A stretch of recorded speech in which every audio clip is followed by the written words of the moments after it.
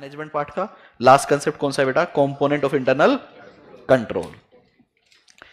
कि मैनेजमेंट, भाई इस कंसेप्ट को अच्छे से समझ लो, ठीक है, क्योंकि ये पेपर में आएगा, कोई नहीं रोक सकता।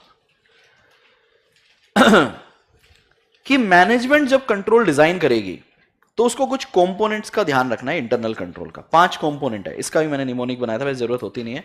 पहला कंट्रोल एनवायरनमेंट, कि ओवरऑल एनवायरनमेंट क्या है, क्या कंपनी के अंदर हायरार्की है, क्या कंपनी के अंदर those charge with governance, board of director, management, employ, क्या इस तरह से हायरार्की है या नहीं, सबकी जॉब्स एंड रिस्पॉन्सिबिलिटी डिफाइंड है या, क्योंकि अगर ये सब नहीं होगा तो फिर तो कंपनी में काम कैसे चल रहा है, क्या चल रहा है, किसी को कुछ नहीं पता। यस और नो? लेकिन अगर प्रॉपर जॉब्स, रिस्पॉन्सिबिलिटी डिफाइंड है, स्कोप डिफाइंड है, लेवल डिफाइंड है, तो फिर कंपनी के अंदर कंट्रोल्स है, क्योंकि ओवरसाइट है, एक कोई ना कोई ऊपर से देख रहा है कि काम सही चल रहा है या नहीं चल रहा है, तो एनवायरमेंट ओवरऑल अच्छा है। तो जब मैं बात करता हूं कंपोनेंट ऑफ इंटरनल कंट्रोल की, बेटा क्वेश्चन समझो, क्वेश्चन है इंटरनल कंट्रोल के कंपोनेंट। पहला कंपोनेंट है कंट्रोल एनवायरमेंट। कौन सा कंपोनेंट है? Control environment, super duper important, ठीक है। दूसरा कहता है ठीक है जी, ओवरऑल एनवायरमेंट समझ लिया, लेकिन अब कहता है कि एलिमेंट ऑफ इंटरनल कंट्रोल के अंदर ऑडिटर साहब कंपनी कैसे रिस्क एसेस करती है, कंपनी का रिस्क असेसमेंट का प्रोसेस क्या है, यह भी आपको समझना पड़ेगा। तो अगला पॉइंट क्या आता है? Risk assessment. देखो है मैनेजमेंट का काम, हम क्यों पढ़ रहे हैं? क्योंकि ऑडिटर को समझना पड़ेगा। अंडरस्टैंडिंग, आपको कंट्रोल एनवायरनमेंट भी समझना पड़ेगा, कंपनी कैसे रिस्क एसेस करती है उसका प्रोसेस भी समझना पड़ेगा। भाई कंपनी आप कैसे रिस्क एसेस करते हो। तीसरा, जब कंपनी रिस्क एसेस करने के बाद क्या बनाएगी? कंट्रोल। लेकिन कंट्रोल कैसे बनेंगे?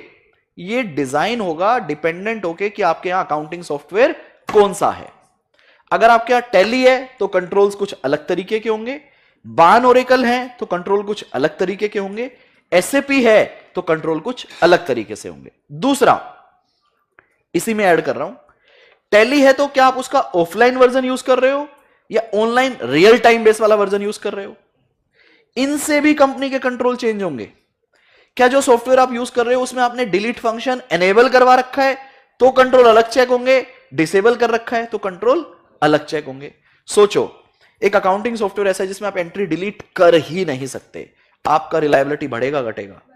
बढ़ेगा। तो आप कंपनी के आईटी स्ट्रक्चर को भी समझो कि उसमें ट्रांजैक्शंस आईआरपीआर कैसे इनिशिएट की जाती है, कैसे रिकॉर्ड की जाती है, कैसे प्रोसेस की जाती है, कैसे फाइनेंशियल में रिपोर्ट की जाती है। एनवायरनमेंट को तो समझना पड़ेगा। एनवायरनमेंट बोलूं तो समझना कंपनी का कल्चर, मैनेजमेंट, दोस्त चार्ज विद गवर्नेंस, वो कैसे रूल बनाती है, दैट इज ओवरऑल एनवायरनमेंट। समझ आया बात? फिर कंपनी कैसे रिस्क को आइडेंटिफाई करती है। अब रिस्क अगेंस्ट क्या कंट्रोल डिजाइन करने हैं, लेकिन डिजाइनिंग से पहले हमें क्या देखना पड़ेगा? Information system. फिर हम डिजाइन करेंगे क्या? कंट्रोल्स। तो क्या कहता है, क्या करो? कंट्रोल एक्टिविटी मतलब कंट्रोल्स को क्या करो? डिजाइन करो। कंट्रोल एक्टिविटी मतलब कंट्रोल बनाओ। समझ आया? और कंट्रोल सिर्फ बनाना काफी नहीं है, उन कंट्रोल को टाइमली क्या करना पड़ेगा? मॉनिटरिंग भी करनी पड़ेगी। जैसे इंटरनल ऑडिट करवा रही थी नीता बेन, याद है?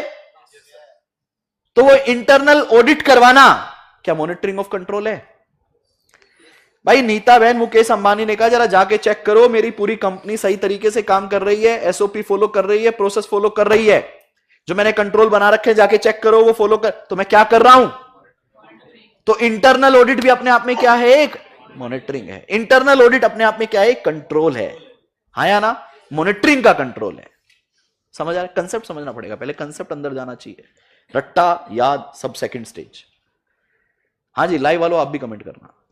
तो कहता है element of internal control, 5 point का ध्यान रखना है। सबसे पहले ओवरऑल एनवायरनमेंट, दूसरे नंबर पे आप समझो कंपनी कैसे रिस्क एसेस करती है, तीसरे नंबर पे इंफॉर्मेशन सिस्टम, चौथे पे कंट्रोल एक्टिविटी, पांचवे पे मॉनिटरिंग। ठीक है बेटा, पांचों कंपोनेंट समझ आए। इसमें कंट्रोल एनवायरनमेंट थोड़ा सा लेंदी है, टेक्निकल नहीं है, लेंदी है, बाकी सब सुपर इजी है। ये कुछ वैसा सही नहीं हो गया। एंटिटी एनवायरनमेंट की नॉलेज ली थी हमने, 5 पॉइंट थे। पहला पॉइंट क्या था? इंडस्ट्री, रेगुलेशन, अगर आप देखो उसका भी सिर्फ पहला पॉइंट लेंदी था, बाकी सब आसान थे। सेम ऐसे ही कंपोनेंट ऑफ इंटरनल कंट्रोल में सिर्फ पहला पॉइंट कौन सा, कंट्रोल एनवायरमेंट, लेंदी है, बाकी सब आसान है। तो मैं कंट्रोल एनवायरमेंट का डिस्कशन आखिरी में करता हूं, पहले आसान करवा देता हूं आपको। आसान देख लो, और इस पे क्वेश्चन पेपर में आएगा, कम से कम 10 क्वेश्चन बनते हैं इस एक छोटे से कंसेप्ट में। हाँ है, एमसीक्यू भी आ सकते हैं, डिस्क्रिप्टिव में भी बहुत बढ़िया बढ़िया केस स्टडी बना सकता है। सारे क्वेश्चंस करवा रखे हैं मैंने क्वेश्चन बैंक की वीडियो में, निश्चिंत रहें आप, ठीक है। वहां पे मैंने सब बताया क्वेश्चन बैंक की वीडियो में कि आईसीआई किस लेवल तक जा सकता है यहां पे। तो अगर किसी ने क्वेश्चन बैंक की वीडियो देख ली कंसेप्ट के बाद, पेपर में चाहे कुछ भी आ जाए, पेपर में कर दोगे आप। तो देखो क्वेश्चन बैंक तो करना ही पड़ेगा ना कंसेप्ट के बाद, नॉलेज ली है उसको अप्लाई कैसे करना है वो तो वहीं से सीखोगे। लो जी, कंपोनेंट ऑफ इंटरनल कंट्रोल, पहला था कंट्रोल एनवायरनमेंट जो कि मैंने पार्क कर दिया। अगला क्या आ रहा है बेटा, entity risk assessment process. Auditor साहब आप समझो, देखो हेडिंग कैसे लिखी है आईसीआई ने, entity risk assessment procedure component of control environment. Clear कर रहा है कंपोनेंट में, क्योंकि कंफ्यूज हो सकते हैं हम कहां से, रिस्क असेसमेंट प्रोसीजर से। तो पेपर में मैंने बताया ना कैसे कैसे आ सकता है ये। वो आपसे पूछेगा कि मैनेजमेंट रिस्क असेसमेंट कर रही है, आप उसके अंडरस्टैंडिंग ले रहे हो, क्या देखोगे, हाँ या ना। तो आपने थोड़ा सा अपने दिमाग को ओपन करके पढ़ना है, यहां पे आप कंफ्यूज हो सकते हो।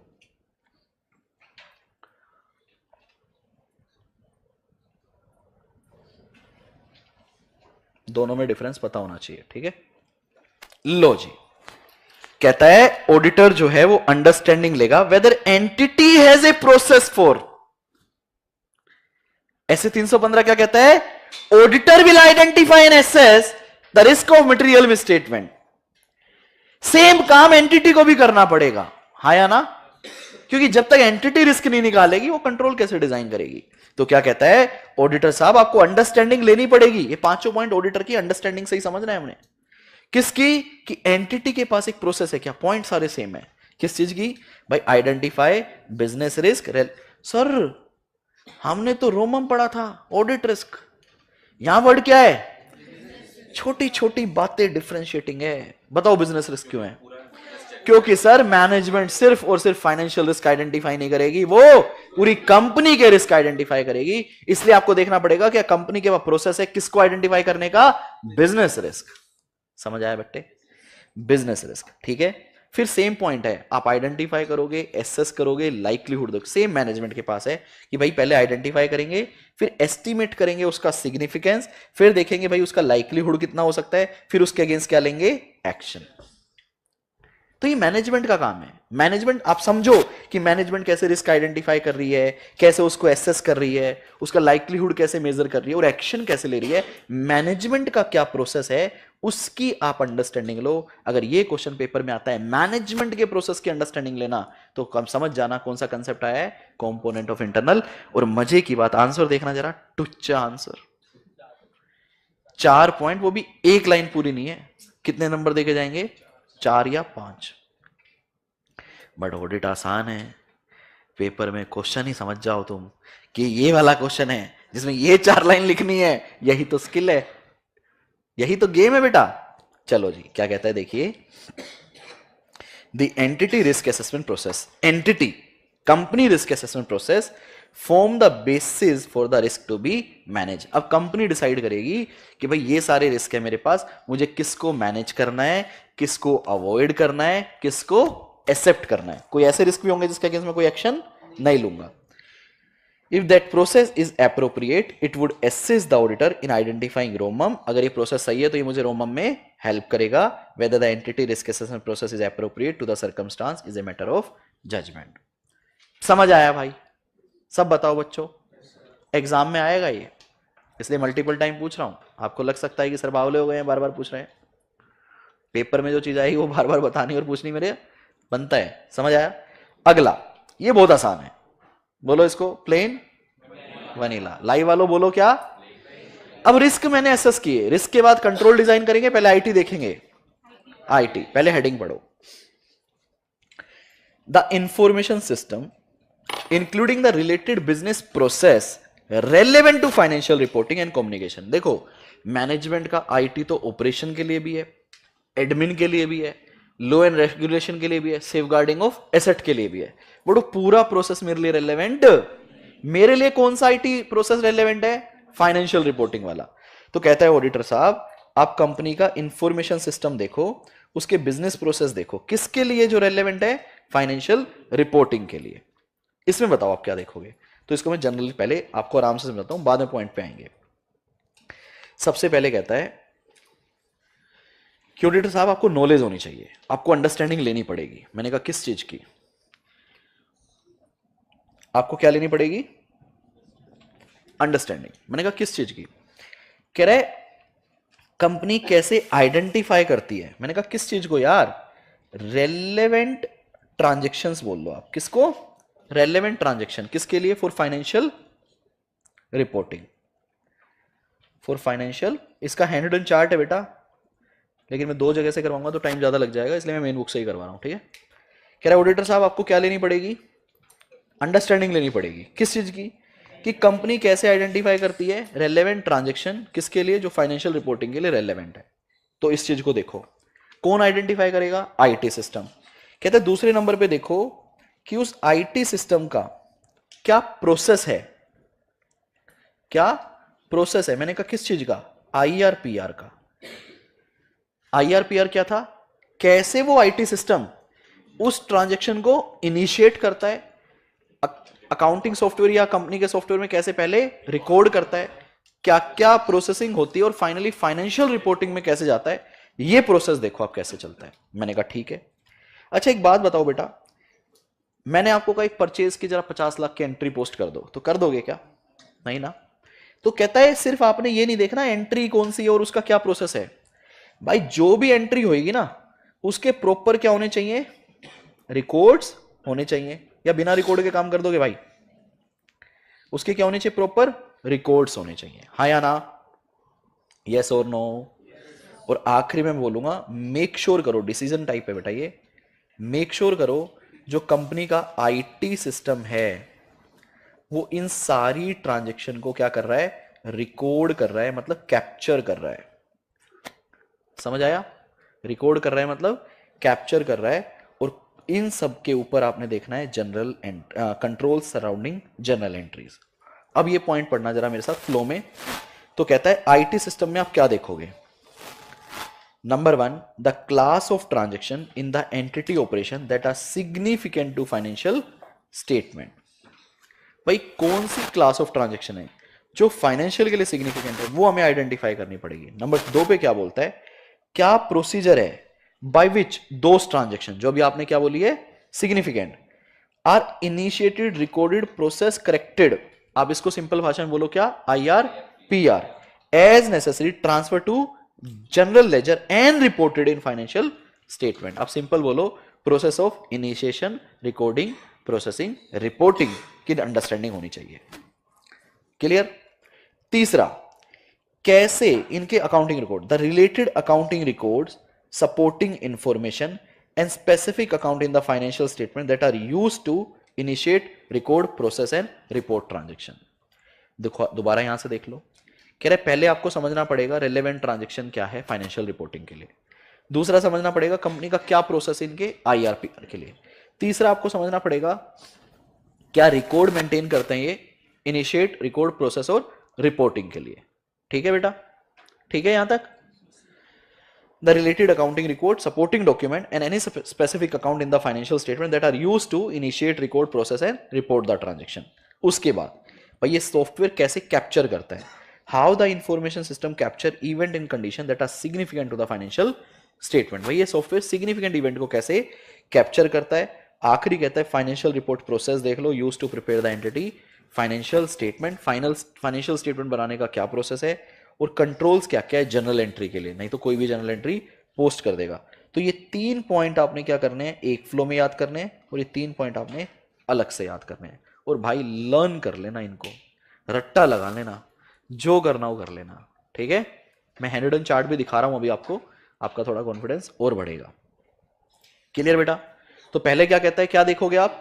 रेलेवेंट क्लास ऑफ ट्रांजैक्शन, दूसरा प्रोसेस ऑफ IRPR, तीसरा रिकॉर्ड ऑफ IRPR, चौथा आईटी सिस्टम कैसे कैप्चर करता है सिग्निफिकेंट फाइनेंशियल्स को, उसके बाद फाइनेंशियल रिपोर्टिंग का प्रोसेस, आखिरी control arounding surrounding general entries. JE testing मैं भी आपको क्लास में करवाऊंगा, मैंने आप लोगों को अभी करवाया नहीं है। एक जेई टेस्टिंग का कंसेप्ट मैं आपको करवाऊंगा, वहां से आपको ये समझ आएगा कि जेई टेस्टिंग करना कितना इंपॉर्टेंट होता है।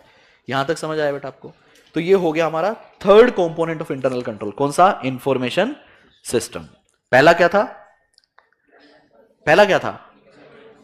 कंपोनेंट ऑफ इंटरनल कंट्रोल में 5 कंपोनेंट है। पहला क्या था? Control environment. क्या याद आएगा जब कंट्रोल एनवायरमेंट याद आएगा? तो मैनेजमेंट, दोस्त चार्ज विद गवर्नेंस, है ना, उनका पार्टिसिपेशन कितना है, रूल्स कितने हैं, मतलब वो कितना उसको स्ट्रांगली इंप्लीमेंट करना चाहते हैं, हायरकी है या नहीं है। ये एक जनरल पॉइंट था। दूसरे नंबर पे सबसे मेन क्या आएगा? Risk assessment process. सर फिर उसके अगेंस्ट कंट्रोल एक्टिविटी डिजाइन कर दें क्या? मैंने कहा ना ना ना ना, पहले इंफॉर्मेशन सिस्टम देख लो, अब करेंगे क्या? कंट्रोल एक्टिविटी को डिजाइन। बेटा कंट्रोल एक्टिविटी कुछ नहीं है, डिजाइनिंग ऑफ इंटरनल कंट्रोल है।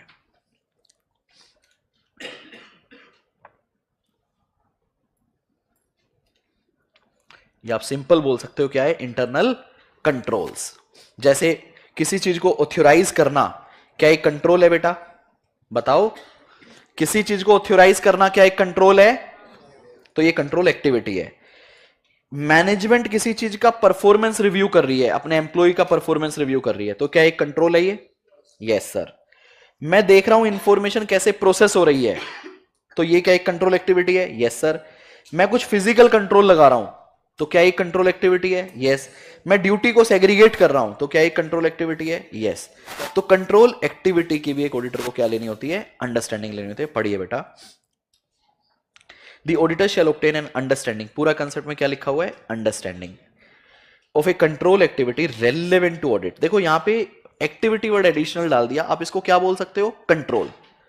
तो auditor will obtain understanding of relevant control. जो मेरे रेलेवेंट कंट्रोल है ना ऑडिट के लिए, मैं सिर्फ उनकी अंडरस्टैंडिंग लूंगा। आगे क्या कहता है? Which the auditor consider necessary to assess the ROMM. ठीक है, an auditor require an understanding of only those control activity related to significant class of transaction, account balance and disclosure in the financial statement and the assertion which the auditor find relevant in his risk assessment process। कह रहे हैं भैया मैं सिर्फ उन control को देखूंगा जो मेरे लिए सिग्निफिकेंट है एट फाइनेंशियल स्टेटमेंट लेवल और एट अजर्शन लेवल। क्लियर बेटा?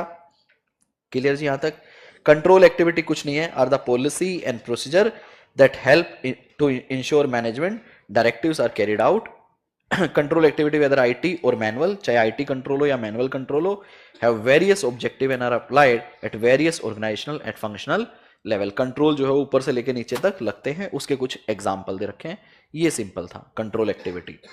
पेपर में क्वेश्चन कैसे आएगा? क्वेश्चन बैंक में भी बताया है, वैसे ही बता रहा हूं। यहां पे आपको एक केस स्टडी बना के देगा कि भाई मैनेजमेंट जो है ना वो एक बंदे की परफॉर्मेंस रिव्यू कर रहे हैं क्वार्टरली। ऐसे एक लंबी चौड़ी केस स्टडी होगी, कहीं बीच में एक ये लाइन होगी, तो बताओ मैनेजमेंट क्या कर रहे हैं, या कंपोनेंट ऑफ इंटरनल कंट्रोल का ये कौन सा पार्ट है? कंपोनेंट ऑफ इंटरनल कंट्रोल का ये, तो आपके दिमाग में आना चाहिए कंपोनेंट ऑफ इंटरनल कंट्रोल के टोटल कितने पार्ट है? क्या जब मैनेजमेंट किसी की परफॉर्मेंस इवेल्युएट कर रही है, क्या ये कंट्रोल एनवायरनमेंट है? नहीं। क्या मैनेजमेंट रिस्क असेस कर रही है? नहीं। क्या मैनेजमेंट का आईटी सिस्टम की बात हो रही है? नहीं। अगला क्या था? Control activity. क्या एक कंट्रोल एक्टिविटी है ये जी? वो मतलब अलग अलग तरीके से केस स्टडी बना सकती है। भाई ये कंट्रोल एक्टिविटी मैनेजमेंट डिजाइन कर रही है तो कंट्रोल एक्टिविटी, अगर वो बोले रिव्यू कर रही है तो मॉनिटरिंग ऑफ कंट्रोल। तो आपको बेटा ऐसे पांचों विजुलाइज करना, जो वहां दिया हो फिर आइडेंटिफाई करना मेरी कौन सी एक्टिविटी है, फिर वो एक्सप्लेन करना होगा मैं क्या बोलना चाह रहा हूं। मैनेजमेंट आपसे पेपर में ये नहीं पूछेगी भाई इंटर में आ गए हो तुम, फाइनल लेवल का पेपर आएगा, मैनेजमेंट आपसे ये नहीं पूछेगी बेटा एक काम कर तू कंट्रोल एनवायरनमेंट पढ़कर आया है, एलिमेंट ऑफ इंटरनल कंट्रोल पढ़कर आया है, जरा एक्सप्लेन कर control activity. Don't expect this type of questions. इसको बोलते हैं डायरेक्ट क्वेश्चन। क्या बोलते हैं? मैं आपको एक चीज दिखाता हूं। अभी तो मैंने आपको पीडीएफ दे दिया, लेकिन क्या कपिल गोयल पीडीएफ को प्रिंट नहीं करेगा? करना पड़ेगा। तो मेरे को तो अपना क्वेश्चन बैंक इंडिया का बेस्ट क्वेश्चन बैंक बनाना है। तो जो हार्ड कॉपी क्वेश्चन बैंक है आप लोगों के पास, जो अभी तक मिल रहा है क्लास में सब बच्चों को, मैं ऑलरेडी उसकी एनालिसिस कल से चालू कर चुका हूं कि मुझे अपने नए क्वेश्चन बैंक में कितने क्वेश्चन यहां से लेकर जाने हैं। चेक करना बेटा। ये रिमूव कर दिया मतलब ये नए क्वेश्चन बैंक में नहीं जाएगा, नई प्रिंटिंग में नहीं जाएगा। पहला क्वेश्चन, दूसरा, तीसरा, चौथा, पांचवा, sixth, seventh, eighth, ninth, tenth, same question already है, मर्ज होगा। 11th, 12th, 13th, 14th, 15th, 16th, 17, 18, 19, 20, हट गया, काट नहीं रखा गलती से, 21 एक क्वेश्चन जा रहा है कहां पे, इनहेरेंट लिमिटेशन, पहला क्वेश्चन अभी तक का जो जा रहा है। 22, 23, 24 जा रहा है, मैंने रख लिया क्योंकि अभी नया आईसीए ने पूछा नहीं तो मैंने रख लिया। वैसे ही डायरेक्ट क्वेश्चन है, वैसे डायरेक्ट क्वेश्चन है, ऑडिट वर्सेस इन्वेस्टिगेशन में डिफरेंस, लेकिन क्वेश्चन बैंक में नहीं था तो मैंने रख लिया। अभी तक एक ही क्वेश्चन है। 25 क्रॉस, 26 क्रॉस, 27 मैंने रखा है दूसरा क्वेश्चन। 28 ऑलरेडी कवर्ड है आरटीपी में का, ये भी ऑलरेडी कवर्ड है, ये मैंने रखा है और ये आपके सिलेबस का पार्ट नहीं है तो मैंने ब्रैकेट में लिख दिया मेरी टीम के लिए क्या, ओनली फॉर, मतलब मैं लेके जा रहा हूं इसको, लेकिन ये आपके सिलेबस का पार्ट मैं रखूंगा लेकिन इसको बच्चों को समझाने के लिए। तो मैंने क्या बोला, ओनली फॉर नॉलेज। तो अभी तक कितना क्वेश्चन गया, एक, दो, एक क्वेश्चन और आ गया, 3, फिर ये चैप्टर 9 के क्वेश्चन है। बेटा आउट ऑफ 40 मैं कितने क्वेश्चन लेके जा रहा हूं आपके नए क्वेश्चन बैंक में, मतलब समझो ये सीए कपिल गोयल का जजमेंट है कि आज तक इतिहास के जितने भी क्वेश्चन आए हैं या आज तक आईसीए ने जितने भी क्वेश्चन फ्रेम किए हैं, अब उनकी कोई औकात नहीं है आने वाले अटेम्प्ट्स के लिए। बड़ा जजमेंट है मेरा, हाँ या ना। मैं ये मानता हूं कि 40 क्वेश्चन की अगर बच्चे ने जो नए क्वेश्चन है वो कर दिए तो ये वनीला भी बोलना बेकार है, ये पानी है, पानी, समझ रहे हो, कुछ नहीं है। लेकिन आप एक बार देख सकते हो, कभी आप जाके आज माचिस लगा दो, आप एक बार कर लेना। मैं इंपॉर्टेंट क्वेश्चन आपको अलग से दे दूंगा कि मैंने कौन से क्वेश्चन ऐड किए हैं, आप लोगों को बता दूंगा मैं। समझ आ रही है मेरी बात, मैं क्या बोलना चाह रहा हूं। तो पेपर का लेवल, मैं डरा नहीं रहा, मैराथन देखते टाइम बच्चे डरे ना, मैं तैयार कर रहा हूं आपको कि वहां पे अपने को मिलेगा, बढ़िया क्वेश्चन की फ्रेमिंग मिलेगी। लेकिन अगर आपने मेरा मैराथन देख लिया, मैं गाइडेंस मैराथन में तो दे रहा हूं, साथ ही साथ आपने वो नए क्वेश्चन बैंक की पीडीएफ कर ली, you are safe and secured. अब आईसीए की उससे ऊपर जाने की औकात नहीं है, समझ आ रही है बात। लेकिन अगर आप समझो सिर्फ आप कंसेप्ट कर गए, आपको पता है कंट्रोल एक्टिविटी याद है, आपको रट्टा लगा रखा है आपने, पेपर में क्वेश्चन आएगा आपको पता ही नहीं चलेगा कंट्रोल एक्टिविटी पूछ रहा है, क्योंकि उसने कहीं भी कंट्रोल एक्टिविटी लिखा ही। समझ आ रही है मेरी बात। तो कंसेप्चुअल नॉलेज होना एक अलग बात है, स्किल क्वेश्चन को रीड करके उसकी रिक्वायरमेंट आइडेंटिफाई करना अलग बात है। तो क्वेश्चन बैंक की वीडियो मस्ट है, there is not even a second thought कि मैं बिना क्वेश्चन बैंक प्रैक्टिस के पेपर में चला जाऊं, ठीक है बेटा। तो पेपर के क्वेश्चन मैं देख रहा हूं ना यार, क्योंकि तो मुझे लग रहा है ऐसे का लेवल अब क्या जा रहा है, तो मुझे समझ गया जब ये लेवल जा रहा है तो ये लेवल करने का मतलब ही नहीं है कोई, ये फर्क है यार। मई 2000 पहले के क्वेश्चन यहां है और अभी के क्वेश्चन यहां है, तो मतलब यहां का तो फिर मतलब ही नहीं बनता ना, अपने को यहीं की तैयारी करनी पड़ेगी। समझ आया कंट्रोल एक्टिविटी। आखिरी कंसेप्ट मॉनिटरिंग ऑफ कंट्रोल, कि ऑडिटर साहब मैनेजमेंट कंट्रोल डिजाइन करती है, मैनेजमेंट कंट्रोल इंप्लीमेंट करती है, मैनेजमेंट को अपने कंट्रोल्स मेंटेन भी करने होते हैं। कंट्रोल डिजाइन और इंप्लीमेंटेशन से बात, भाई मेरे को देखना होता है ना कि जो मैंने डिजाइन किया वो इफेक्टिव है या, तो उसके लिए मैनेजमेंट मॉनिटरिंग ऑफ कंट्रोल भी करती है। जैसे फॉर एग्जांपल मैं एग्जांपल देता हूं, जैसे कोई कंपनी एक प्रोडक्ट बना रही है, एक प्रोडक्ट बनाया मैंने, ये मेरा एक फूड प्रोडक्ट है, मैंने इसको बना के मार्केट में दे दिया। तो एक बात बताओ बेटा, क्या मार्केट में जाने से पहले मैंने इसका क्वालिटी चेक किया होगा? तो क्या ये मॉनिटरिंग ऑफ कंट्रोल है? क्या ये मॉनिटरिंग है कि भाई जो जो चीजें होनी चाहिए थी वो हुई या नहीं हुई? तो ये क्या है? मॉनिटरिंग है।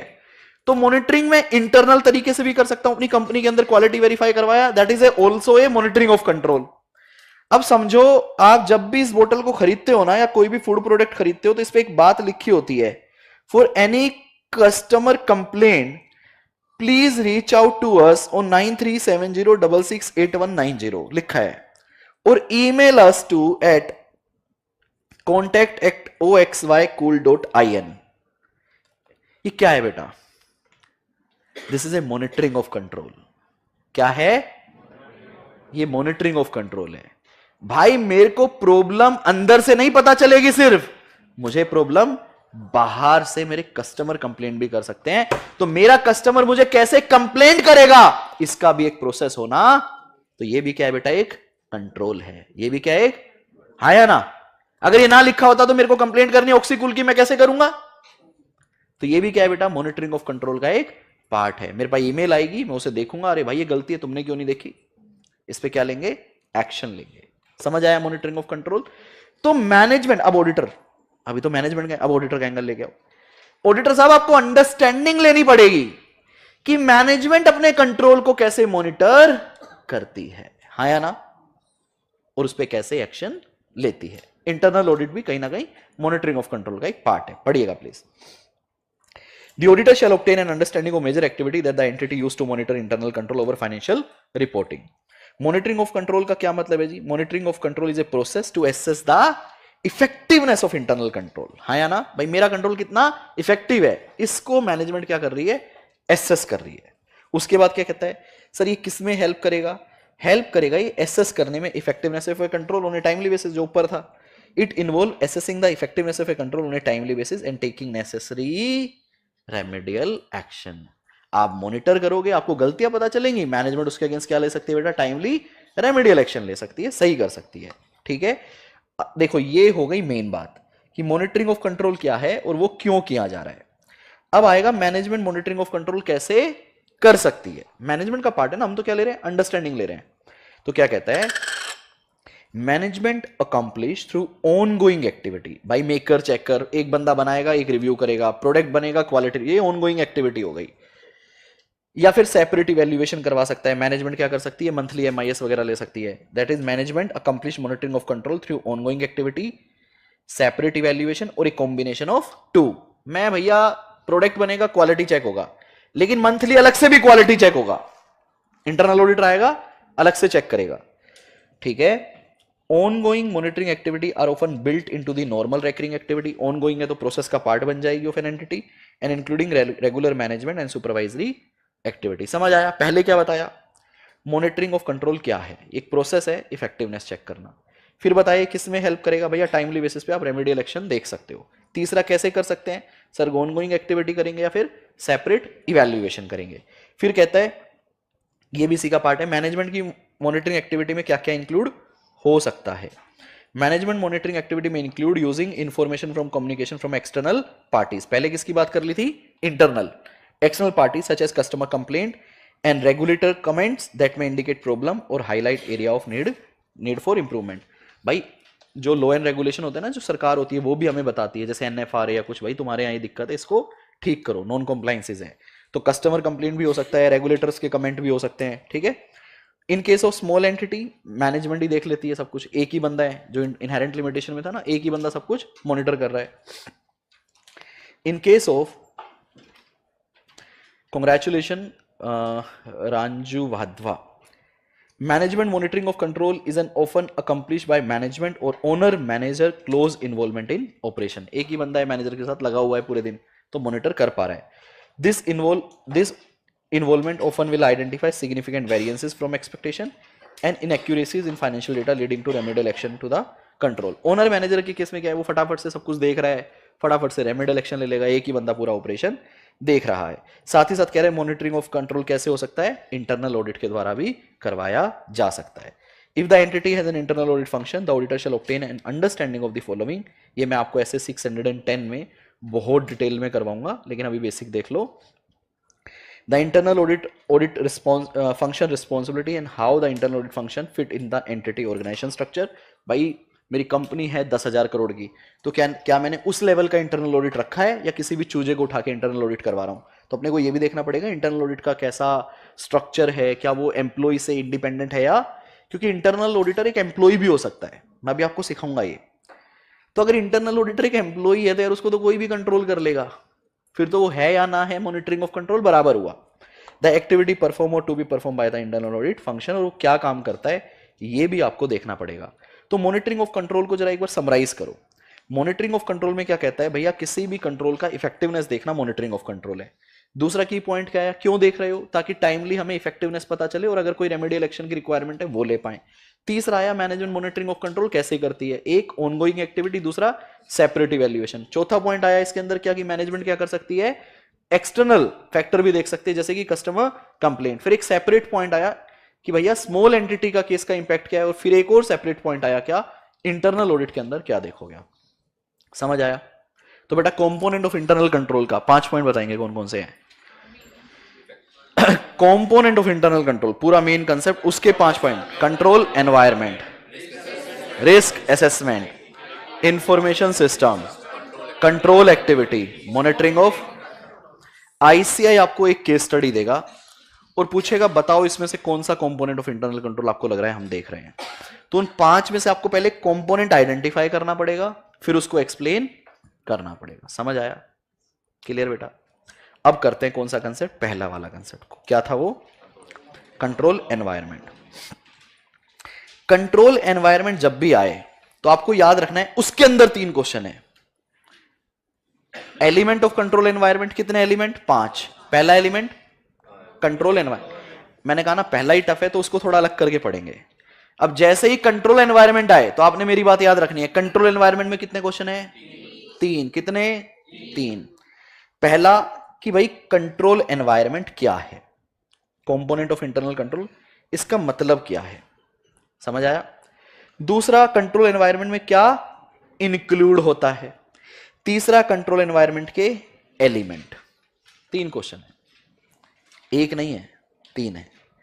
आईसीआई बड़ा मजेदार है, वो ये पूछता है कि कंट्रोल एनवायरनमेंट क्या है और इसमें क्या इंक्लूड होता है। बच्चे लिख के आते हैं एलिमेंट ऑफ कंट्रोल एनवायरनमेंट, उसने पूछा ही नहीं। उसने क्या पूछा है, कंट्रोल एनवायरनमेंट क्या है और उसमें क्या, तो उसने तो सिर्फ 4 लाइनें पूछी है, तुम 15 लिख कर आ रहे हो। अरे सेम लिख कर आया हूं आज तो भाई, कपिल सर का मैराथन काम आ गया, चार्ट काम आ गया, घंटे पूछा ही नहीं था ये, हाँ या ना? तो क्वेश्चन, जितना आंसर याद करना जरूरी है उससे ज्यादा ही क्वेश्चन समझना आपकी किताब के वो ज्यादा जरूरी है। एलिमेंट ऑफ इंटरनल कंट्रोल कितने पॉइंट हैं, 5। कौन कौन से, control environment, risk assessment, information system, control activity, monitoring. ठीक है, पहला था कंट्रोल एनवायरनमेंट, कितने क्वेश्चन है इसमें, 3। क्या है ये, क्या इंक्लूड होता है और इसके एलिमेंट। समझ आया बेटा?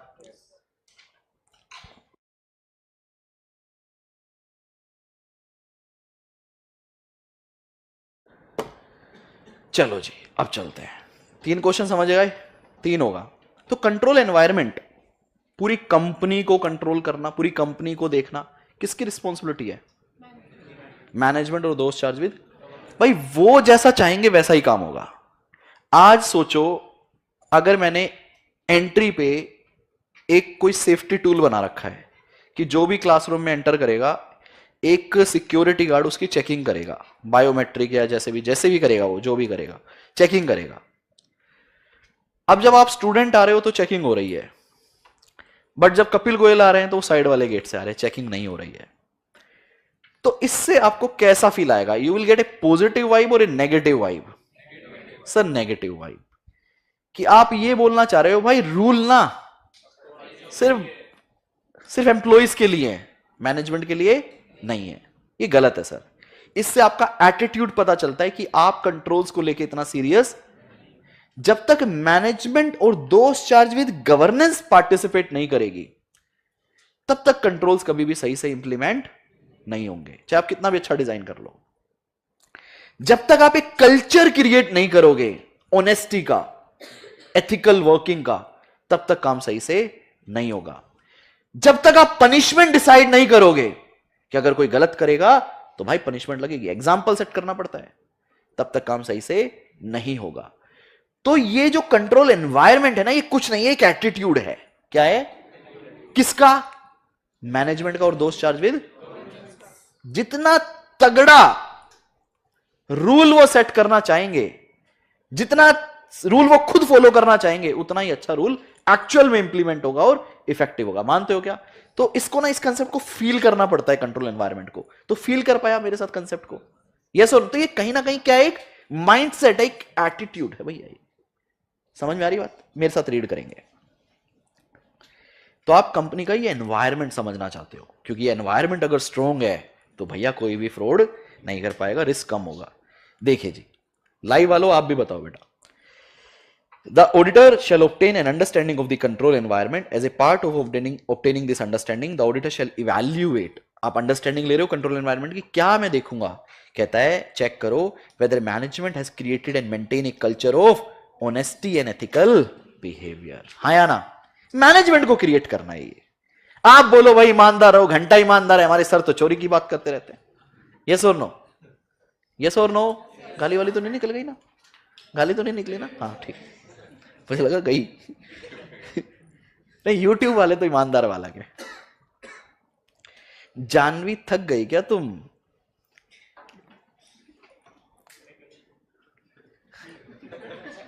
क्या हुआ?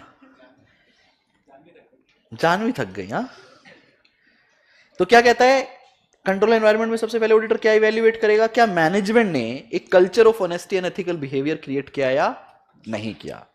दूसरे नंबर पे the strength in control environment element, जो अभी आप नीचे एलिमेंट पढ़ोगे ना, जो नीचे एलिमेंट पढ़ोगे बहुत इंपॉर्टेंट एलिमेंट है कि ऐसा ऐसा होना चाहिए। कलेक्टिवली अगर वो सब स्ट्रॉन्ग है, collectively provide an appropriate foundation for the other component of internal. अगर अभी आप 4 कंपोनेंट पढ़कर आए हो ना इंटरनल कंट्रोल के, कंट्रोल एनवायरनमेंट के अलावा कौन कौन से? Risk assessment, information system, control activity, monitoring. कह रहा है अगर आपका कंट्रोल एनवायरनमेंट का एलिमेंट स्ट्रॉन्ग है तो जो other element of internal control है ना वो भी इफेक्टिवली काम करेंगे। जब ऊपर का सब कुछ बढ़िया है तो बाकी तो फिर एक्टिविटी सारी ऑटोमेटिकली बढ़िया होनी ही है। तो बेटा पहले समझ आया कंट्रोल एनवायरनमेंट की मीनिंग के अंदर क्या कवर कर रहा है कि भाई ये culture of honesty and ethical behaviour होना चाहिए। जो हमारे कंट्रोल एनवायरनमेंट की एलिमेंट है, जो भी मैं आपको करवाऊंगा एलिमेंट ऑफ कंट्रोल एनवायरनमेंट, जितना उसमें स्ट्रेंथ होगी ना ये उतना ही बढ़िया फाउंडेशन क्रिएट करेंगे हमारे बाकी एलिमेंट ऑफ इंटरनल कंट्रोल के लिए। हाँ जी, समझ आया? तो ये 2 पॉइंट याद करना है भाई, ये याद करना है। याद बोलो, याद करेंगे, कोई स्कोप नहीं है मेरे भाई। समझ में आ रही है बात? सर छोड़ देंगे तो ऐसे कौन सा तुम्हें मना कर रहा है, वो भी फेल कर देगा। कह रहा थू जा अगली बार आ। जिस दिन तू डिसाइड करेगा याद करना है उस दिन मैं तेरे को बेटा आगे लेके जाऊंगा। हाँ या ना? यस और नो? अब आता है what is include in control environment. Second question, भाई इस कंट्रोल एनवायरनमेंट में क्या इंक्लूड होता है? हम आपकी बात समझ गए, आप एक अच्छे कल्चर की बात कर रहे हो, ऑनेस्टी की बात कर रहे हो, स्ट्रेंथ की बात कर रहे हो कंट्रोल एनवायरनमेंट के एलिमेंट में, ताकि बाकी एलिमेंट्स को एक बढ़िया फाउंडेशन मिले। लेकिन इस कंट्रोल एनवायरनमेंट में और क्या इंक्लूड होता है साहब, ये और बताओ। तो हमने कहा जी इसके अंदर, अरे रुक जा यार, ये टाइम पास कर रही है आज मेरे साथ।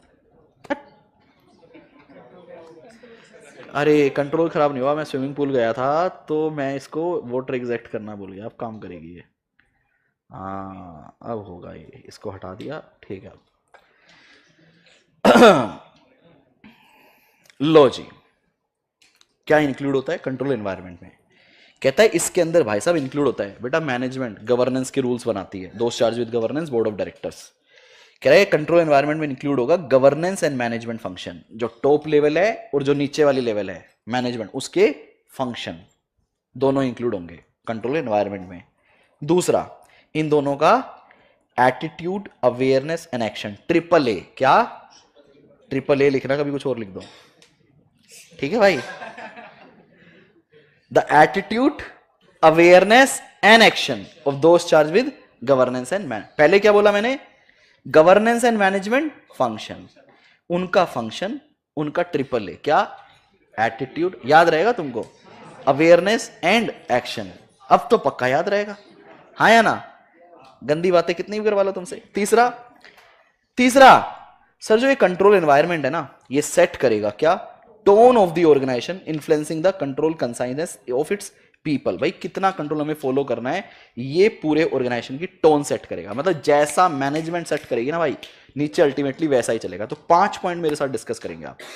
पहले कंट्रोल एनवायरनमेंट बताओ क्या है। सर एक कल्चर है किसका, ऑनेस्टी और एथिकल का। सर कंट्रोल एनवायरनमेंट अच्छा रहेगा ना, मेरा स्ट्रेंथ रहेगी, तो जो बाकी एलिमेंट है ना उनके लिए फाउंडेशन क्रिएट होगा। ये तो बेसिक बात हो गई। कंट्रोल एनवायरनमेंट में क्या इंक्लूड होता है बेटा, गवर्नेंस और मैनेजमेंट का फंक्शन। और ट्रिपल ए क्या, एटीट्यूड अवेयरनेस एक्शन। क्या, एटीट्यूड अवेयरनेस एक्शन किसका किसका गवर्नेंस एंड मैनेजमेंट का। तीसरा कंट्रोल एनवायरनमेंट जो है वो क्या सेट करता है, tone of the organisation. Tone of the organisation.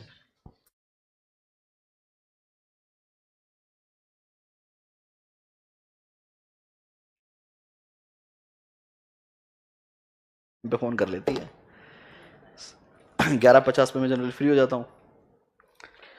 समझ आया बेटा, ट्रिपल समझ आएगा। 5 पॉइंट दोबारा बताना। लाइव वालों तुम लिखो 5, लाइव वालों जरा 5 पॉइंट लिखो। दिव्यम जैन पेपर में मत लिख क्या ना, बस ये चीज। बाकी तुम लाइव में कितना लिख लो। हाँ जी लाइव वालों फटाफट बताओ। वीडियो लाइक करी तुम लोगों ने? अरे यार कर दो यार। क्या कह रहे हो, क्या बोल रहा है?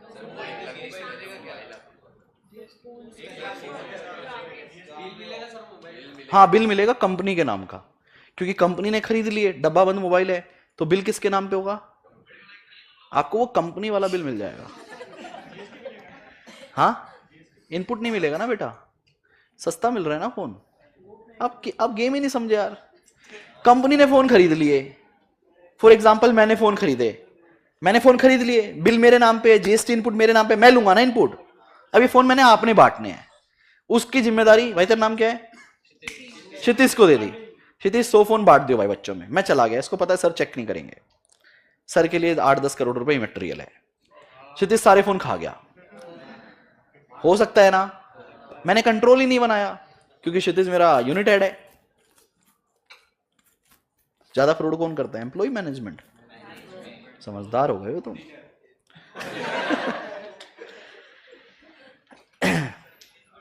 अरे दिव्यम ऐसे मत बोल, मेरी सेल कम हो जाएगी। कह रहा है सर ये तो रेगुलर से भी ज्यादा भारी लग रहा है मुझे। अरे आवाज कम कर तू। हाँ जी 5 पॉइंट दोबारा बोलेंगे, क्या क्या थे? 5 पॉइंट बोलेंगे बेटा। किसके 5 पॉइंट? कंट्रोल एनवायरनमेंट के। वापस आओ, कंट्रोल एनवायरनमेंट क्या थे, क्या है कंट्रोल एनवायरनमेंट? एक सर कल्चर है कैसा, ऑनेस्टी और एथिकल भी है। दूसरा ये जितना बढ़िया रहेगा ना स्ट्रेंथ, तो बाकी जो एलिमेंट है उनको फाउंडेशन बढ़िया मिलेगा। अच्छा इसमें क्या इंक्लूड होता है, फंक्शन। और ट्रिपल ए क्या, एटीट्यूड अवेयरनेस एक्शन किसका, मैनेजमेंट एंड। तीसरा टोन सेट करता है ऑर्गेनाइजेशन की। व्हाट इज इंक्लूडेड समझ आया, ये तो बड़ा आसान है। एलिमेंट बेटा बहुत आसान है। एलिमेंट कहता है कि देखो भैया दोस्त चार्ज विद गवर्नेंस। अब दोस्त चार्ज विद गवर्नेंस को ना देखो, कंट्रोल एनवायरनमेंट अच्छा रखने के लिए कुछ एलिमेंट सेट करने पड़ेंगे, ताकि ओवरऑल कंट्रोल हमारे बढ़िया रहे, ताकि ओवरऑल कंपनी बढ़िया रहे। तो पहला कहता है कि भाई साहब मैनेजमेंट और दोस्त चार्ज विद गवर्नेंस, आपको अपनी कंपनी के अंदर कंट्रोल एनवायरनमेंट क्या था, एक culture of honesty and ethical behaviour था। तो कहता है आपको अपनी कंपनी के अंदर एक इंटीग्रिटी एंड एथिकल वैल्यूज को क्या करना पड़ेगा, कम्युनिकेट करना पड़ेगा, तभी तो ऑनेस्टी आएगी, तभी तो ऑनेस्टी आएगी, हाँ या ना। तो आप कम्युनिकेट करो क्या, इंटीग्रिटी एंड एथिकल वैल्यू। बेटा पहला पॉइंट समझ आया एलिमेंट का। देखो पहले ही आप ऊपर ऊपर लिख कर आए हो कि कंट्रोल एनवायरनमेंट क्या आता है, culture of honesty and ethical. तो एलिमेंट में पहला पॉइंट भी यही कह रहा है कि भैया आप कम्युनिकेट करो और इन्फोर्स करवाओ, उसे इंप्लीमेंट करवाओ क्या, एक इंटीग्रिटी एंड एथिकल वैल्यू। ठीक है, जो भी कंट्रोल को फॉलो करने के लिए जरूरी है। मैंने कहा जी ठीक है। दूसरा कहता है जो भी काम आप दे रहे हो किसी को, आप पूरी कंपनी चला रहे हो, हर बंदे को कुछ ना कुछ काम दोगे, तो ऐसे नहीं कि आपने कहीं से भी कोई भी एम्प्लॉय हायर कर लिया और उसको काम दे दिया, ना ना ना ना ना, फिर काम सही नहीं होगा। तो आपने हमेशा जो भी काम देना है कॉम्पिटेंट लोगों को देना है। अगर कॉम्पिटेंट बंदा काम करेगा तो काम आपका सही होगा, यस और नो। तो कहते हैं कमिटमेंट टू कॉम्पिटेंस होनी चाहिए, कभी भी आप कॉम्प्रोमाइज नहीं करोगे। तो अगला पॉइंट क्या कहता है, कमिटमेंट टू कॉम्पिटेंस, ये भी सी है, तुम सी नहीं हो, पॉइंट सी है। क्या है पहला, क्या था पहला पॉइंट, क्या है पहला पॉइंट, कि भैया आपने कम्युनिकेट करना है और इन्फोर्स करवाना है इंटीग्रिटी एंड एथिकल वैल्यू। दूसरा कमिटेड रहना है, किसके लिए, कॉम्पिटेंस के लिए। तीसरा कहता है भैया टॉप लेवल कौन है, सबसे ऊपर TCWG ऊपर है ना, वो कह रहा है तू नीचे उतर, मतलब तुझे भी पार्टिसिपेट करना है भाई। हाँ, लेकिन कंपनी में ऐसा भी रूल होना चाहिए कि दोस्त चार्ज विद गवर्नेंस और मैनेजमेंट एक ही लेवल पे होना चाहिए, दोस्त चार्ज विद गवर्नेंस ऊपर होनी चाहिए भाई, उनका स्टाचर, उनका लेवल उससे ऊपर होना, तभी तो वो कंट्रोल कर पाएंगे। और वो पार्टिसिपेट, तो वो ही कह रहा है पार्टिसिपेशन बाय दोस्त चार्ज विद गवर्नेंस। बेटा पहले पॉइंट याद करेंगे, ठीक है, कि सिर्फ आपने ये नहीं कि दूसरों के लिए एथिक्स बनाना है, आपने खुद भी पार्टिसिपेट करना है।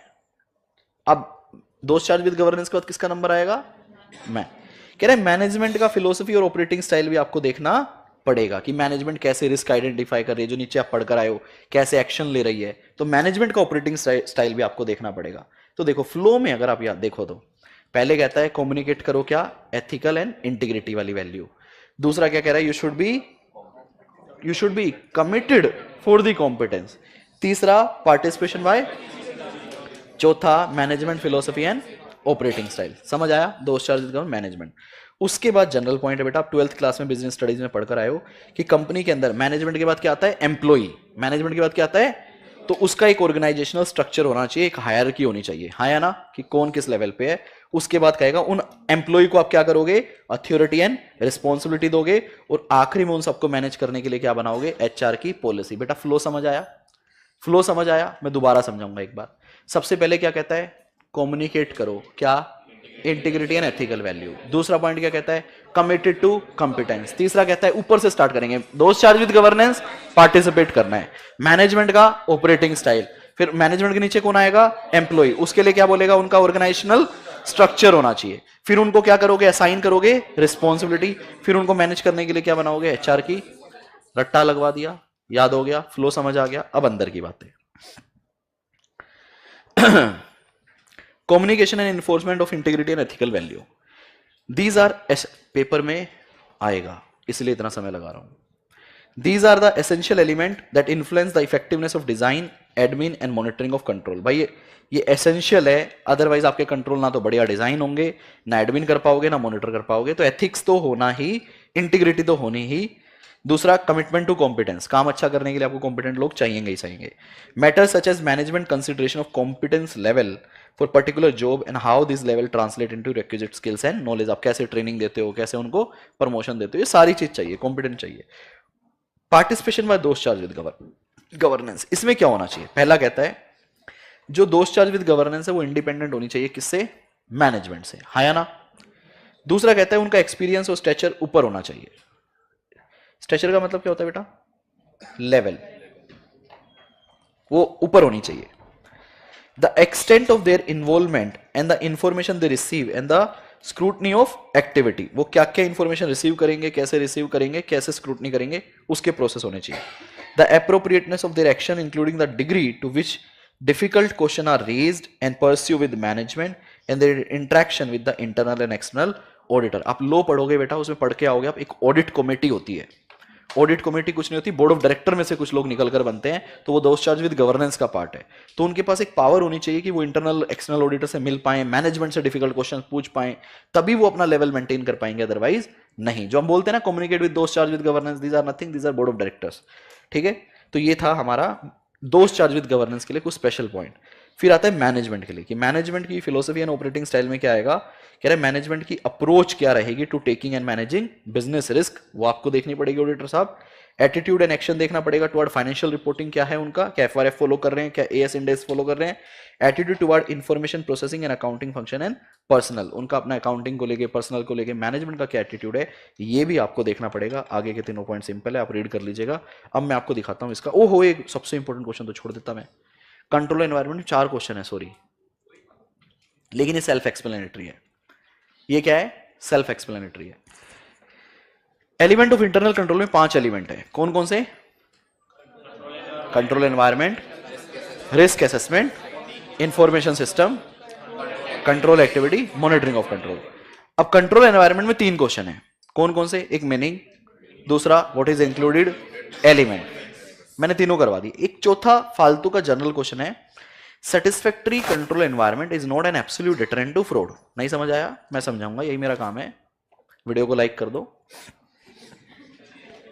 शेयर कर दो, चैनल सब्सक्राइब नहीं किया तो कर लो, और क्यूआर कोड तुम दे देना, पैसे ट्रांसफर कर दो। पास होने के बाद तो दे देंगे। कितने?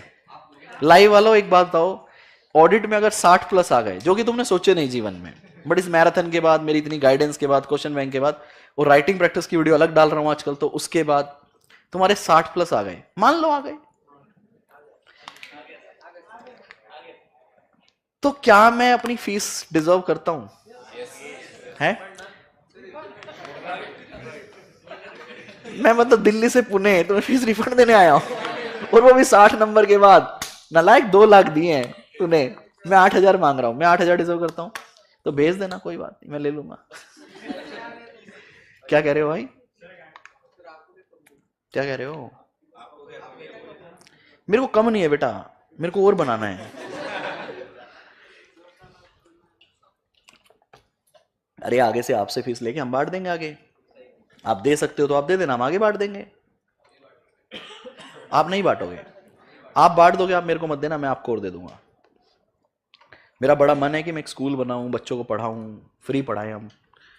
तो पहले मैंने सोचा था कि 2027 से हम फ्री पढ़ाना चालू कर देंगे। फिर अभी कल परसों मेरा एक डिस्कशन चल रहा था, बोल रहे थे ना ना ना, आप ऐसी गलती मत करना, ये लोग अफोर्ड कर सकते हैं आपकी क्लासेस, आप इनसे पैसा लो। आप एक एनजीओ या एक सोसाइटी बना दो, उसमें मान लो साल के 5 करोड़ रुपए आए, वो 5 करोड़ रुपए से आप जो लोग पॉवर्टी या बिलो पॉवर्टी लाइन है उनको एजुकेट कर दो। मैंने कहा ये भी कर सकते हैं, तो एक एनजीओ भी बनाया जा सकता है। तो विल डिसाइड कि कैसे क्या करना है, बट यस, मैं 100 करोड़ से ऊपर नहीं कमाऊंगा, ये मेरा वादा है। टीचिंग से नहीं कमाऊंगा भाई, 100 करोड़ के थोड़ी ना 100 ही रखूंगा, डेप्रिशिएट हो जाएगा पैसा मेरा। 100 को तो 1000 लेके ही जाएंगे, वो तो बाई प्रोसेस अपने आप ही चला जाएगा। बट टीचिंग से I will not earn above 100 crore, 100 crore से ऊपर नहीं जाएंगे। टीचिंग से कमाया हुआ पैसा प्लस टीचिंग से कमाए हुए पैसे से इन्वेस्टमेंट, जिस दिन नेटवर्थ 100 करोड़ हो गया उसके ऊपर नहीं जाएंगे हम। चलो जी, और उम्मीद है 2027 एंड तक हो जाना चाहिए, या 28 हो जाएगी शायद। क्या कह रहे हो? एक आध टीचर तो कह रहे पढ़ाना छोड़ दो, जितना है वो अपने आप ही 3 साल में सो जाएगा। मैंने कहा ये क्या बात हुई यार, 3 साल पढ़ाने दो। लो जी, सेटिस्फैक्टरी, ये कंट्रोल, देखो मैं रुका हूं यहां पे इस कंसेप्ट पे आके, तो मैं बहुत सोच समझ के कंसेप्ट पे आके रुकता हूं, क्योंकि पेपर में कभी कभी आ जाता है ये क्वेश्चन भी। क्वेश्चन है, एक क्वेश्चन समझाना था इसलिए रुका हूं, आंसर तो हो गए, क्वेश्चन पहले हमने डिस्कस कर लिए थे, एक नया क्वेश्चन समझाना है। एक satisfactory control environment is not an absolute deterrent to fraud. Deterrent का मतलब क्या होता है? किसी चीज को रोकना, खत्म करना, ठीक है, लिख लो अगर कि हिंदी में लिखना है तो। कह रहा है एक सेटिस्फैक्टरी कंट्रोल एनवायरनमेंट है, तो पहले तो इस वर्ड को फील करो। क्या करो? कि ये सेटिस्फैक्टरी कंट्रोल एनवायरनमेंट का मतलब क्या है। अभी आप कंट्रोल एनवायरनमेंट पढ़कर आए हो, ऑनेस्टी, एथिकल कल्चर, हाँ या ना, ए, हाँ या ना, AAA, फिर मैनेजमेंट अलग, दोस्त चार्ज विद गवर्नेंस अलग, एम्प्लॉय का ऑर्गेनाइजेशन स्ट्रक्चर अलग, उनकी एचआर की पॉलिसी अलग। ये जो कंट्रोल एनवायरनमेंट है ना, ये सेटिस्फैक्टरी है। आपको बोल रहा है क्या? ऑडिटर अंडरस्टैंडिंग लियोर कैसा है? सेटिस्फैक्टरी है, तो इसको फील करो। फील कैसा है? मतलब सब कुछ बहुत अच्छा है, मैनेजमेंट अलग है, दोस्त चार्ज विद गवर्नेंस अलग है, सब रूल्स को फॉलो, सब कुछ बहुत अच्छा है, सब कुछ बहुत सुंदर है। तो मान लू क्या फ्रॉड नहीं होगा? मान लूंगा फ्रॉड नहीं होगा। क्या ये एब्सोल्यूट डेटरेंट टू फ्रॉड है कि अगर कंट्रोल एनवायरनमेंट अच्छा है तो कभी फ्रॉड होगा ही नहीं? ऐसा है क्या? नहीं, ऐसा नहीं है। कंट्रोल एनवायरनमेंट सेटिस्फैक्टरी है, अच्छी बात है, मेरा कॉन्फिडेंस अप होगा, मेरा एंटी ऑफ ऑडिट प्रोसीजर हो सकता है थोड़ा कम हो जाए, मेरा रोमम हो सकता है कम हो जाए, लेकिन मेरे को एंटी ऑफ ऑडिट प्रोसीजर लगाना पड़ेगा। इवन सेटिस्फैक्टरी कंट्रोल एनवायरनमेंट होने के बाद भी बेटा फ्रॉड हो सकता है। कंसेप्ट समझ आया? अब रीड करेंगे। The existence of a satisfactory control environment work as a positive factor when the auditor assess the ROMM. But at the same time, it is to be kept in mind that a satisfactory control environment is not an absolute deterrent to fraud. Deficiency in the control environment may undermine the effectiveness of the control in particular in relation to fraud. अगर कोई fraud करना चाहे तो वो control break कर control को break कर सकता है. बेटा आवाज ना करें प्लीज. एज पर ऐसे 330 कंट्रोल एनवायरमेंट. भाई रिस्पॉन्स ड्राफ्ट कौन से स्टैंडर्ड में गया था? 330 में. तो 330 क्या बोलता है? टीओसी कितना करना है और सब्सटेंटिव कितना करना है. तो कह रहा है कंट्रोल एनवायरमेंट अगर अच्छा है ना तो मेरा चेकिंग कम हो सकता है. Influence the NTE of further audit process. देखो कितना कनेक्टेड है सब कुछ. तो ये बेस बनाने में मुझे बहुत टाइम लगता है, 7 दिन 8 दिन, अदरवाइज आप समझ नहीं पाओगे चीज. अब आप समझ पा रहे हो. The control environment in itself, अच्छा कंट्रोल एनवायरमेंट होना अपने आप में किसी फ्रॉड से नहीं बचाता. In itself does not prevent detect correct material misstatement. It may however, repeat language है, influence the auditor evaluation of effectiveness of other control. For example other control मतलब other element of control. For example monitoring of control and the operation of specific control and thereby the auditor assessment of रोमम. भाई अच्छा control environment होना मेरे रोमम को assessment में help कर सकता है. मैं ये नहीं बोलूंगा कोई फ्रॉड ही नहीं है भैया, चेकिंग ही मत करो, साइन कर दो, ये सब बेकार की बातें रहेंगी. ऐसा नहीं होगा. तो अपना मैनेजमेंट वाला पार्ट भी बेटा क्या हो गया? कंप्लीट हो गया. अगर आपको अच्छा लगा हो तो क्या मैं आपसे तालियां एक्सपेक्ट कर सकता हूं? इफ यू फील, मतलब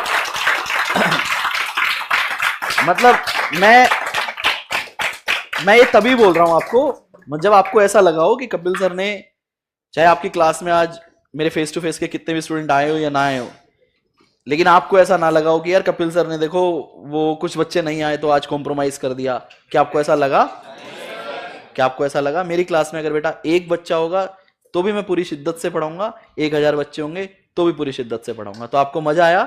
पूरा इंटरनल कंट्रोल का रिवीजन हुआ आज आपका, खत्म हो गया चैप्टर, खत्म हो गया. अब दो कंसेप्ट बचे हैं, दोनों का इन सबसे कोई लेना देना नहीं है. तो उस चीज के लिए मैं चाहता हूं जो बच्चे लाइव में हैं अगर उनको अच्छा लगा हो तो वो भी मुझे लाइव चैट तो हो सकता है मैं मिस कर दूं, लेकिन कमेंट सेक्शन में हर एक बच्चा जरूर मुझे बता के जाइएगा कि आपका ये कैसा रहा. और अभी तो मैं 2 कॉन्सेप्ट और करवाऊंगा और उसके बाद 500 सीरीज 700 सीरीज में आपको वादा कर रहा हूं आखिरी तक आपको ऐसा लगेगा भाई 40 क्लास का रिवीजन एक दिन में करवा दिया. और वो भी मुझे मजा आया, मैं 8-9 घंटे वीडियो देख पाया. एक होता है ना 9 घंटे मैंने तो वीडियो ले लिया, आप भी तो देख पाओ. यस और नो? मैं वादा करता हूं 9 घंटे तक आप हिल जाओ, मेरा नाम बदल देना. जिस बच्चे ने पहले पढ़ा हुआ है अगर वो ये मैराथन देख रहा है, वो 9-10 घंटे तक आज हिल जाए, मैं अपना नाम बदल लूंगा, पढ़ाना छोड़ दूंगा. ये मेरा स्किल है बेटा, आप लोगों को बांध कर रखना. आप बताओ आज बैठे हो आप मेरे साथ, आपको लगा बोर? बताओ आप 12-10 हो गए आज, आप लोगों को ऐसा लगा कि भाई हमने बहुत कुछ पढ़ लिया या पता नहीं क्या टेक्निकल दिमाग खराब हो गया, आप अभी भी बैठे हो, पढ़ाते रहो, है ना? रेगुलर से ज्यादा मजा आ रहा है. क्यों आ रहा है? क्योंकि अब आपको चीजें पता है. ठीक है. हाँ, लेकिन अगर आज क्लास जैसे रोज की तरह होती तो मैं आग लगा देता, ये भी फैक्ट है. एक कोशिश पूरी की है मैंने, लेकिन कुछ एनर्जी ना यहां से आती है. समझ रहे हो आप मेरी बात? कुछ एनर्जी आपकी साइड से आती है. तो अगर वो आ जाती आज तो मैं आग लगा देता इस मैराथन के अंदर. ये भी फैक्ट है. चलो जी आगे चलते हैं. अब हम आपको 2 सेपरेट कंसेप्ट करवाएंगे, बिल्कुल अलग रख सकते हो. एक सिग्निफिकेंट रिस्क. क्या इसको आप क्या लिखवाएं? I love you. क्या बात है, हंसी देख रहे हो? यू बोल के दिखाओ तुम. 10 मिनट का ब्रेक 10 मिनट में देंगे.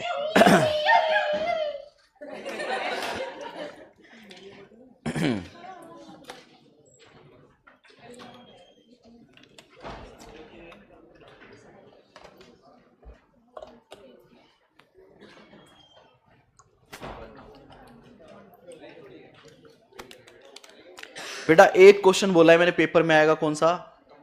Component of. एक आप बोलना है पेपर में आ जा, कौन सा? Risk that require special audit. आपने बोलना है आहा आ जा. क्या? Risk that require special audit. क्या बोलोगे? आ जा. दोबारा बोलो. देख रहे हो सारा तुमसे ये सब करवा लो. आहा आ जा. कौन सा आहा? कौन सा, कौन सा रिस्क दैट रिक्वायर, चलो तो याद है क्वेश्चन भी तो बताओ, कौन सा क्वेश्चन, रिस्क दैट रिक्वायर, कैसे बोलोगे, और आ गया तो लिख देना है, फिर वो कहेगा ले आ गया तो आप कहोगे जा जा वापस जा, ऐसा नहीं होगा फिर।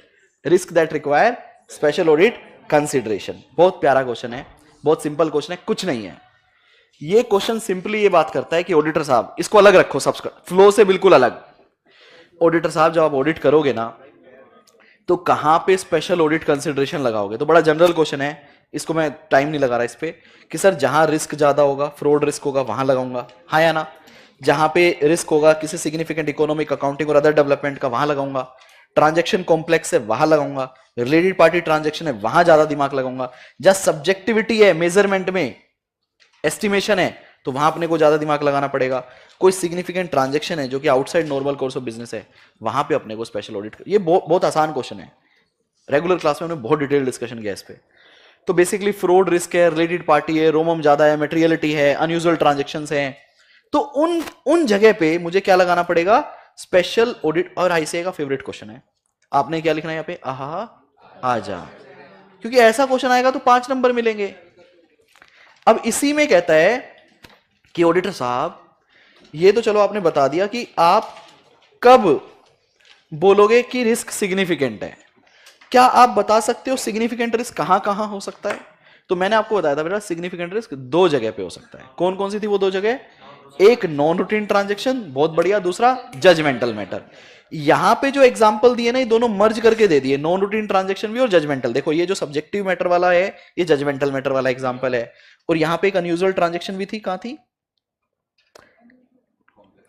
कॉम्प्लेक्सिटी, अनयूजुअल ट्रांजैक्शन नहीं है क्या, सिग्निफिकेंट अकाउंटिंग, इसी में आप डाल सकते हो unusual transaction, normal course of business से जो बाहर हो, था यार ये रहा, ठीक है, ये अनयूजुअल ट्रांजैक्शन थी। तो इसमें दोनों के एग्जांपल मिक्स करके दे दिए कि सिग्निफिकेंट रिस्क क्या होते हैं, लेकिन आगे अलग से पूछ रहा है कि सिग्निफिकेंट रिस्क के रीजन क्या हो सकते हैं। तो 2 रीजन हो सकते हैं, क्या, नॉन रूटीन ट्रांजैक्शन, पेपर में वो आपको दे देगा कि भैया हमें पता है, कि आपको पता है, क्या पता है, कि नॉन रूटीन ट्रांजैक्शन में रिस्क ज्यादा होता है। ऐसे बोलेगा देख मुझे पता है, तुझे पता है कि नॉन रूटीन ट्रांजैक्शन में रिस्क ज्यादा होता है, तो बस मुझे नॉन रूटीन ट्रांजैक्शन के 3 एग्जांपल दे, समझ आया? तो आपने क्या बोलना है, नॉन रूटीन ट्रांजैक्शन जो रेगुलर बेसिस पे, उसका एग्जांपल, सर जबरदस्ती का मैनेजमेंट इंटरवेंशन है, जबरदस्ती का मैनुअल इंटरवेंशन है, कोई कॉम्प्लेक्स कैलकुलेशन है, कोई नॉन रूटीन ट्रांजैक्शन है जिसको कंपनी का इंटरनल कंट्रोल डिफिकल्ट है, उसके लिए उसको रिस्क को खत्म करना। ठीक है बेटा, मैं फास्ट हूं, यहां पे मैं फास्ट हूं, क्यों फास्ट हूं, क्योंकि सिंपल कंसेप्ट है, समझ आया आपको?